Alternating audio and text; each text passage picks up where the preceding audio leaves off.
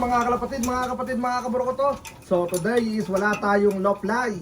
So ngayon is magbibigay tayo ng pahinga sa mga ibon. Alright, and then syempre, makainin natin sila ng maaga. Okay.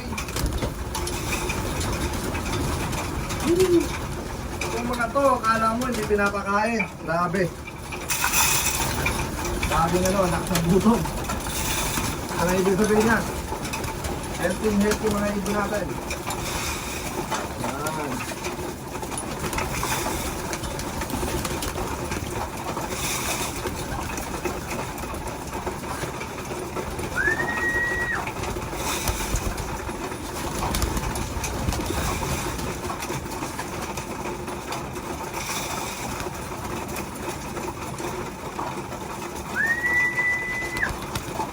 So, lahat sila kumakain, mga kaburo ko to. Itong mga to is tumawid na sila ng dagat. Alam niyo naman, isa sa mga pinakamahirap na liparan yan. Yung tumawid ng dagat. Isa yun sa mga delikadong race dahil natatakot talaga yung ibang ibon. But ito, ang mga nakasurvive sa atin, bali ang total nito is 99 na ibon. And then, tawag dito, sa 99 na yun, may mga bumalik lang. I think ang iba dun na-lost na ng matagal eh. Dalawa yata, tatlo. Shoutout kay kay Thunderlock. Isa sa mga ibon niya yung kababalik lang. Tapos sakto magtatos tayo ng 40 miles kahapon, sinama ko yon. And then nagulat ako, nakabalik. So ibig sabihin nun, baka matagal siyang nalipad dun sa area na yun or nag-followers lang siya. But yeah, ang pinaka-importante dito, nakabalik pa yung ibon niya. Tsaka shoutout nga pala kay Magnum. Yung paniki niya na madalas umuwi ng gabi, bumalik ulit. Yan. So isa yan sa mga nawala din. Tapos sinama ko rin sa 40 miles, nagulat ako, gravel depet. Nakauwi pa. So bigay tayo at magtitimpla tayo ng kanilang iinumin.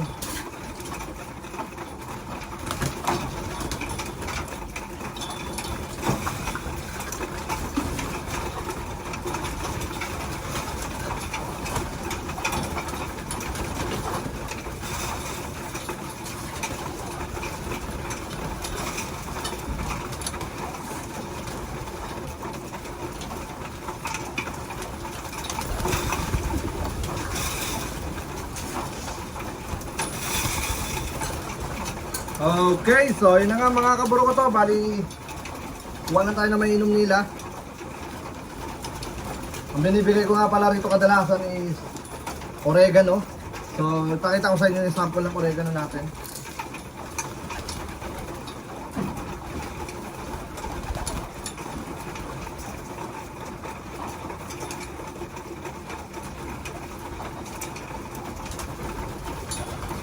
Okay, so ito yung oregano binibigay ko. Ang maganda rito, pwede to sa patuka. Para talaga to sa patuka. Yan, hinahalo talaga to sa patuka. Pero ginagawa ko, hinahalo ko siya sa tubig. Kasi pag sa tubig, mas madami tayong naka-stock, iniinom nila. Sa patuka kasi pag natukalan nila, yun na yun. Para sa akin, mas maganda sa patuka, sa tubig. Pero syempre, pagka ininom nila, kala mo nagsubo sila. Kung gagawin nyo, katamtama lang ibigay nyo. Konting-konti lang. So, isa to sa mga one of the best na nagpapatagal lumipad sa mga ibon. Pamisa, inabot sila 4 hours. 3 hours, 2 hours. Pinakamababa na yung 1 oras. Sa low fly, So, yeah. Para mapatunayan nyo, syempre, mahirap maniwala, di ba?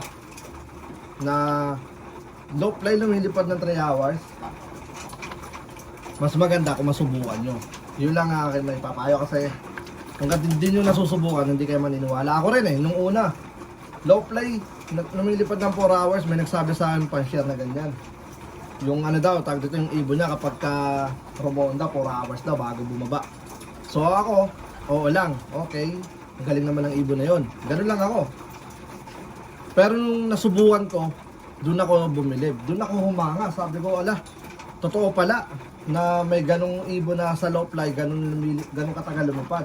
So, doon ko napatunayan na totoo palang merong lumilipad na ibon sa low fly ng ganong katagal. So, yun ang may papayo ko sa inyo. Subukan nyo muna bago kayo bago kayo maniwala. Diba? Mas maganda kung masubukan nyo mismo sa sarili nyo. At saka, hindi nga pala ito sponsor. Ang unang-una nagpakilala sa akin sa ganito, yung mentor ko. Ito yung ganito yung in-sponsor niya.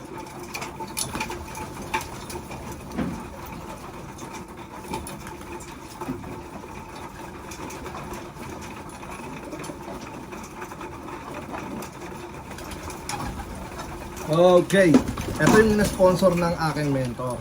Ito talaga is pantubig talaga to. Herbal to. Respiratory. Para sa respiratory to, ito ay oregano din.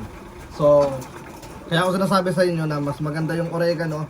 Marami nagtatanong sa akin, ano ba ginagamit mo? Sa breeding, oregano. Sa young bird, oregano. Ito lang sapat na para sa akin kasi marami itong naitutulong kahit sa tao. Kahit sa tao, mga kaburo ko to. Maganda yung kanyang ibinibigay na supplement sa tao. Pero hindi ito gumawa kayo ng yung tanim. Kaya gagawin ko, itong darating na summer, marami akong oreganong itatanim tapos pipigayin ko na lang. Kasi ito napakamahal, grabe. Nasa $40. So sa isang ganto, hindi pa tumabot ng sabuan. Kaya sabi ko nga kaya ang ginagawa ko, yung hawak ko kanina, nilalagay ko rito, hinahaluan ko na lang ng onting tubig para dumami. Yan. So, ang unang bigay na ito, 7 days. Dire-diretso, walang palya. Tapos, kapag pag napagbigay ka na ng 7 days straight, 2 beses na lang sa isang linggo or isang beses. Depende yan sa sa pill mo kung gusto mong 2 beses o isang beses. Tapos, doon mo naman ipapasok yung bawang. Bawang talaga grabe, napaka-solid. Nagpapatanggal ng mga kuto yon. Yun ang organic na flashing sa ibon. Yan, yung purga. Tapos pasukan na rin ng apple cider. Ilang beses ko na sinasabi to sa mga vlog ko na yun ang ginagawa ko. Dahil gusto ko rin may apply sa ibang mga newbie na papasok sa gantong larangan. Alam niyo naman gantong larangan di basta-basta magastos. Lalo sa mga supplement na mapapansin nyo, meron silang mga intro, nagliliparan ng mga ibon, di ba? Mapapansin nyo, nakanganga. Hey Bruno, stop! Bruno! Yan, nagukay doon Mapapansin nyo sa rondahan, yung mga ibon nakanganga. So, ibig sabihin, kahit mainit para sa akin para lang sa akin. Hindi basta-basta nganganga ang ibon kapag yung respiratory solid. So, napaka-importante, respiratory number 1. Tapos pag may mga sakit naman, apple cider lang, all goods na. Ayan, ganyan. Alright, so tara, let's go at magpapainom na muna ako. Babalikan ko kayo.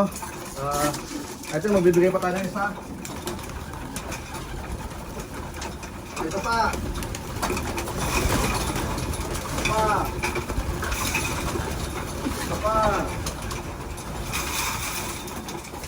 Ito pa. O, tama na muna yun. Wala pasok.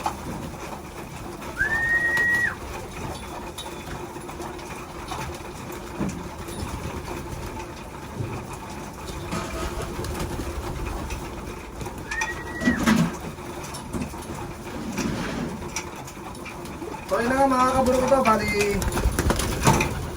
kuha tayo ng tubig nila, then balikan ko kayo. Tara, let's go. So yun na, nagbigay tayo ng ibon. Ayun, ibon. Nagbigay tayo ng kanilang maiinom. Yan. All good yan mga kaburo ko to, promise. Napaka solid. Alright, walang mintis. Kumbaga sa akin, napaka healthy ng ibon. So, pabayaan na muna natin sila rito. All day silang maglalabas-pasok dyan. ano lang natin. Sila oh. Tignan nyo. Titigas ng mga katawan. Busog na busog. Yan.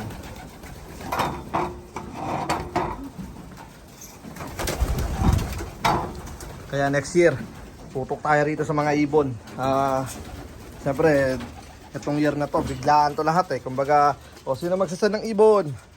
Nagsend na lahat. Di ba? Napaka-solid, grabe. Siyempre, yung iba doon, ano lang, tag dito, first time mag-send sa atin, ng ibon sa One Low Praise. Yung pa lang, napaka-solid na support ang ibinigay sa atin ng mga yon. Okay. So ano lang natin sila, papasukin lang natin sila para makainom sila ng ibon, ng tubig muna. Ng kanilang tag dito, bago sila lumabas dyan. Kailangan doon sila lalabas lahat. Pagtas sila uminom. Kasi yung iba hindi pa nakakainom eh. Okay naman, kumbaga pwede naman silang tag dito, pabayaan dyan. Pero mas gusto ko muna silang uminom eh. Yan. Diyan sila maglalabas-pasok. Yep. Dali, pasok na kayo.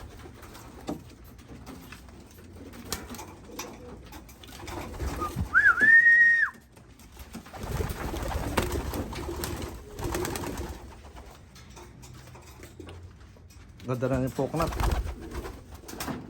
Okay. So, yeah. Yan na muna natin mga yan. Diyan lang sila. And then, dito ko na muna tatapusin ang video natin. Maraming salamat sa lahat ng mga patuloy na sumusuporta sa Kampo Capistrano. Siyempre, huwag niyong kalimutan, i-subscribe ang ating YouTube channel. Hanggang sa muli, ako nga po pala ulit si Brown G. At welcome sa aking channel. Peace out! Let's go!